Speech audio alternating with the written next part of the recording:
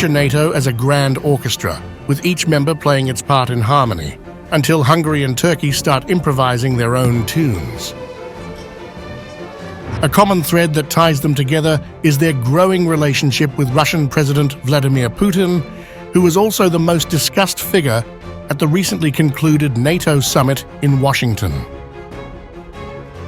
Now, despite being solid members of the alliance, Hungary spending 2.1% of its GDP on defense, and Turkey boasting NATO's second-largest army after the US, their leaders bring a mix of unpredictability. Hungarian Prime Minister Viktor Orbán and Turkish President Recep Tayyip Erdoğan, both populists with unique agendas, often march to the beat of their own drums. Orban, a staunch defender of Christian values, and Erdoğan, increasingly Islamist, find common ground in their cautious stance towards Russia and Ukraine. At the summit, Orban reiterated Hungary's stance against NATO's involvement in Ukraine, emphasizing a focus on enhancing Hungarian defense capabilities instead. Meanwhile, Hungary's Minister of Foreign Affairs and Trade called for a strategy shift, citing brutal scenes and rising casualties on the front lines. Orbán emphasized that the alliance should strive for peace rather than military victories. Orbán stated that Hungary will not participate in NATO's mission in Ukraine, but will continue to fulfill its commitments to enhance its defense capabilities. NATO should not aim to win wars around it, but rather to achieve peace, Orbán said. He reiterated Hungary's position of non-involvement in the Ukraine mission, while highlighting the country's dedication to strengthening its own defense. Orbán's vision of NATO is one of a purely defensive alliance, advocating for peace over military engagement in Ukraine. His approach aligns with efforts to foster closer ties with former US President Donald Trump, hinting at a possible shift in the US administration's stance. Fresh from meetings in Moscow and Beijing, Orbán met with Erdoğan before heading to Florida to meet Trump. Orbán's office highlighted a discussion on the Russia-Ukraine war, seeking support for Hungary's peace mission and noting Turkey's success as a mediator. Who can give the mediator powers that could put an end to this confrontation? I just think it's unlikely. But mediation, well, for example, Mr. Erdoğan did this during our negotiation process in Istanbul. We welcome mediation in itself. Hungary remains the only NATO member to opt out of supporting Ukraine through coordination of Western weapon transfers and training of Ukrainian soldiers. Orbán's insistence on this position was underscored by his demand for then Dutch PM Mark Rutte to respect Hungary's stance before approving his bid for NATO Secretary General.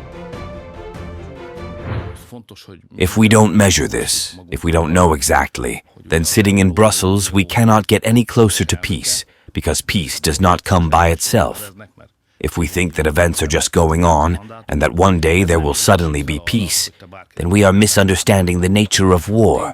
There will be peace when someone makes it. But action must be taken. Hungary cannot take responsibility for this. We have no mandate for this, no proper international political weight, no adequate national GDP or army and so on.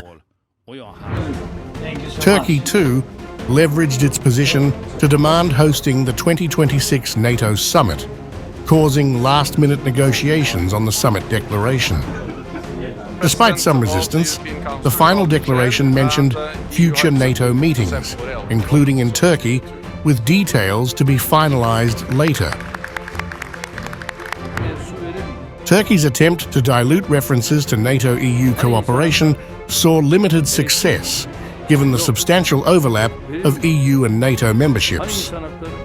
NATO diplomats have closely watched the Ankara-Budapest alignment, especially when both countries delayed Sweden's NATO membership bid.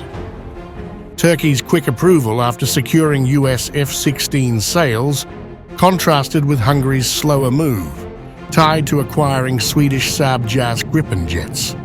Their positions on Ukraine, however, remain distinct. Turkey supports Ukraine's territorial integrity and sovereignty, sending weapons to Kyiv while maintaining trade relations with Russia. In contrast, Hungary echoes Russian narratives, doubting Ukraine's ability to withstand Russian forces and continuing Russian gas imports. Both leaders avoid entangling NATO in the conflict, with Erdoğan cautioning against making NATO a party to the war. Yet, NATO remains a key foreign policy priority for both nations. Turkey's broader interests include military operations in Syria and Iraq, and forming a Turkic bloc with ex-Soviet states. At the summit, Erdoğan voiced opposition to NATO's partnership with Israel unless peace is achieved in Palestine. He also emphasized Turkey's diplomatic efforts to end the Russia-Ukraine war and announced steps to restore relations with Syria, extending an invitation to Syrian President Bashar al-Assad. Don't ask me about the information that I have.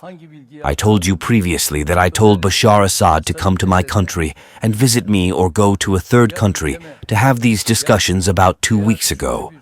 I launched an appeal to him, and my foreign minister is in charge of this development, and he will be speaking to his interlocutors, and I hope rough feelings will be left behind.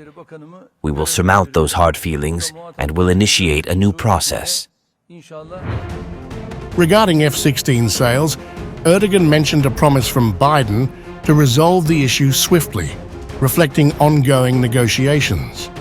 He also reiterated Turkey's expectation of NATO allies' support in fighting terrorism, particularly criticizing alliances with groups Turkey deems terrorist organizations such as the YPG. About this issue, last night and today I had certain discussions with President Biden, and let's see what's going to happen. If what is being said will be done, in 3 or 4 weeks, this problem is going to be sorted out, according to President Biden. And before he left his afternoon, I reminded him of the same thing, and he reiterated that he's going to solve this problem in the next 3 or 4 weeks. We have shared certain remarks between ourselves, and these are some of the topics that we always discuss with President Biden, and I am giving you the freshest response I received from President Biden. Turkey aspires for permanent membership in the SCO, reflecting its ambitions beyond NATO.